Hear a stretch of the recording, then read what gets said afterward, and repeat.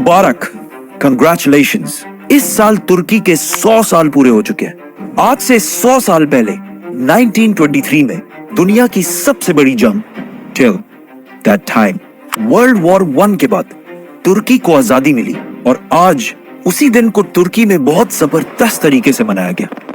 Amazing, right? लेकिन तुर्की की आजादी और बाकी कंट्रीज के आजाद होने में बहुत बड़ा फर्क है, क्योंकि दुनिया के बाकी मुमालिक ब्रिटिश, फ्रांस या इटली से आजाद होकर बने, लेकिन टर्की ने आजादी उस्मानिया खिलाफत से ली थी।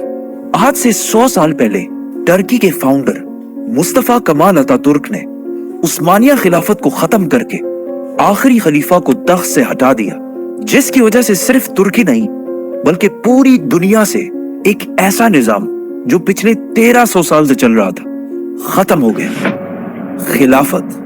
सुल्तान अब्दुल मजीद, दुनिया के आखिरी खलीफा, अपनी फैमिली के साथ हमेशा के लिए टर्की छोड़कर चले गए। सुल्तान अब्दुल मजीद के खानदान उस्मानिया ऑटोमन खानदान ने तुर्की पर 600 साल तक हुकूमत की, और सिर्फ तुर्की नहीं, इस खानदान ने 3 कॉन्टिनेंट्स पर, इस पूरे इलाके पर भी हुकूमत की। लेकिन ये इलाका, दिस पीस ऑफ लैंड जिसे आज हम टर्की के नाम से जानते हैं, ये असल में कभी टर्की था ही नहीं, बल्कि टर्किश लोग यहाँ से बहुत दूर इस इलाके सेंट्रल एशिया के रहने वाले लोग थे, जो आज काजाकिस्तान, उज्बेकिस्तान, तुर्कमानिस्तान कहलाते हैं। और इस इलाके जिसे हम टर्की कहते हैं, यहाँ ज्यादातर ग्रीक और रोमन्स रहते थे। हिस्ट्री में कभी भी टर्किश लोगों की कोई इंपॉर्टेंस या हैसियत नहीं थी, लेकिन आज से 1400 साल पहले इस्लाम के आने के बाद टर्किश लोगों की तारीख बिल्कुल बदल गई। असल में मोहम्मद सल्लल्लाहु अलैहि वसल्लम के बाद सबसे पहली खिलाफत राशिदा बहुत तेजी से फैलती गई, और मुसलमानों ने कुछ ही अरसे में रोमन और पर्शियन एम्पायर दोनों को फतह कर लिया। लेकिन खिलाफत राशिदा सिर्फ 30 साल के बाद खत्म हो गई, जिसके बाद उमैया खिलाफत ने पूरे मुसलमानों पर हुकूमत की और इस इस्लामिक एम्पायर को काफी हद तक और भी बढ़ाया। लेकिन उमैया खिलाफत में एक मसला ये था कि इनकी हुकूमत दुनिया के बहुत बड़े हिस्से पर थी, लेकिन ये अपनी एम्पायर में सिर्फ अरबियों को सबसे ज्यादा इंपॉर्टेंस देते थे, जिसकी वजह से बाकी इलाके इनसे इतना खुश नहीं थे। और इवेंचुअली 90 इयर्स बाद एक नए खानदान ने इनसे ये खिलाफत छीन ली और दुनिया में एक नई खिलाफत शुरू हुई, अब्बासी खिलाफत। अब्बासी खिलाफत और उमैया खिलाफत में एक बहुत बड़ा डिफरेंस ये था कि अब्बासी खिलाफत सिर्फ अरबियों को नहीं बल्कि अरब से बाहर रहने वाले बाकी मुसलमानों को भी अपनी हुकूमत में इंपॉर्टेंट पोजीशंस देने लगे, जिसकी वजह से पूरी दुनिया के बेस्ट लोग इनके कैपिटल बगदाद में जमा होना शुरू हुए, और ये सिटी बगदाद दुनिया की बेस्ट सिटी बन गई। अब्बासी खिलाफत के इस टाइम को इस्लाम का गोल्डन एज समझा जाता है। साइंस, मेडिसिन, टेक्नोलॉजी और इवन दुनिया की पहली film industry, story industry type, जिधर से दुनिया की सबसे फेमस स्टोरीज पैदा हुई, जिन्हें आज तक पूरी दुनिया जानती है, जैसे कि Aladdin, Ali Baba, They all know about Alibaba. Sinbad, जो आज भी बिलियंस ऑफ डॉलर्स कमा रहे हैं। इसको हम फिर डिस्कस करेंगे, तो subscribe. Aahista Aahista Islamic empire फैलती गई और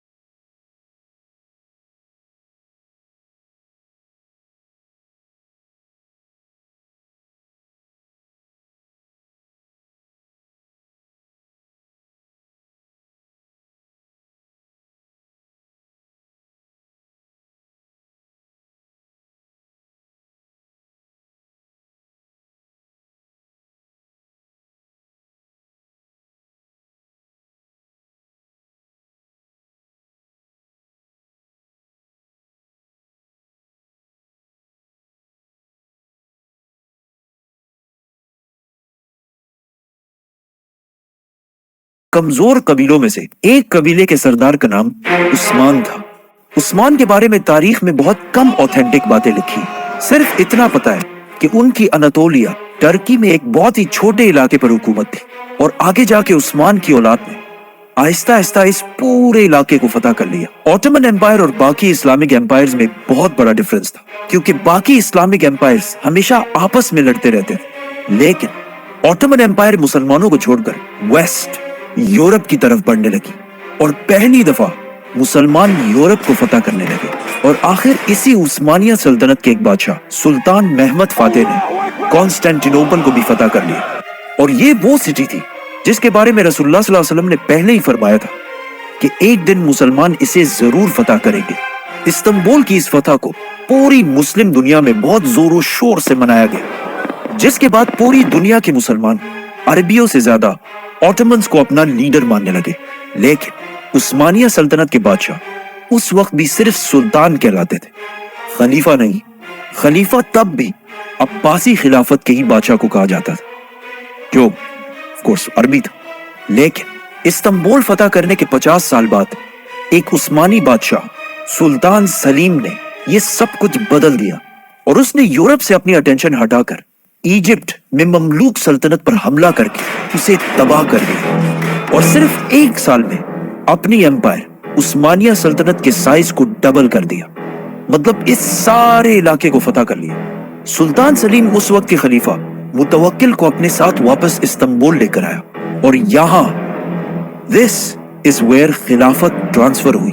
अब्बासी खलीफा मुतवक्किल ने अपनी खिलाफत सुल्तान सलीम के हवाले की और साथ ही रसूलुल्लाह सल्लल्लाहु अलैहि वसल्लम की तलवार और कुछ बाकी चीजें जो आज तक इस्तांबुल में मौजूद है। और इस तरह पहली बार खिलाफत अरबियों से निकलकर एक टर्किश बादशाह के पास आई। इसके बाद उस्मानिया सल्तनत उस्मानिया खिलाफत बन गई। एंड नॉट ओनली दैट, बल्कि दुनिया की सबसे ताकतवर एम्पायर और दुनिया की सबसे बड़ी सुपर पावर, जिसकी ताकत के सामने दुनिया में कोई भी खड़ा नहीं हो सकता था। लेकिन अगर आज से 500 साल पहले मुसलमान दुनिया में इतने ही ताकतवर थे, तो आज इस हालत तक कैसे पहुंचे जहां हर तरफ बस तबाही है। इसका क्रेडिट भी ऑटोमन एम्पायर को जाता है, क्योंकि अब पूरे दुनिया के मुसलमान ऑटोमन्स को इस्लाम का लीडर मानते थे। लेकिन जैसे ही उस्मानिया सल्तनत अपनी पीक तक पहुंची, वहां से सब कुछ खराब होने लगा। वो यूरोप जिसकी उस्मानिया खिलाफत के सामने कोई हैसियत नहीं थी, वहां एक बहुत बड़ा चेंज आया। एक आदमी जिसका नाम क्रिस्टोफर कोलंबस था, उसने गलती से इंडिया ढूंढने के चक्कर में अमेरिका को दरियाफ्त किया, जिसकी वजह से यूरोप के पास इस पूरे इलाके की वेल्थ जमा होना शुरू हुई और Europe Aahista Aahista Ottoman empire से आगे निकलना शुरू हुए। और सिर्फ ये नहीं, बल्कि ऑटोमन एम्पायर के अंदर भी बहुत सारी खराबियां पैदा हुई।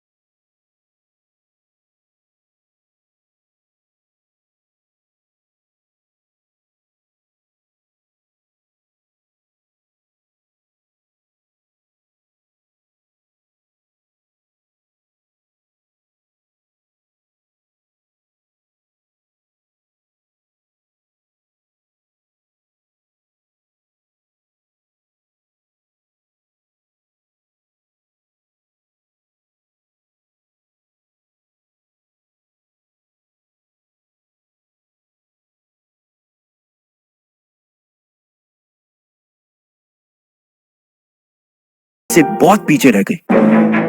जब उस्मानिया खिलाफत अपनी पीक पर थी, उसी वक्त यूरोप में एक मशीन इजाद हुई, प्रिंटिंग प्रेस।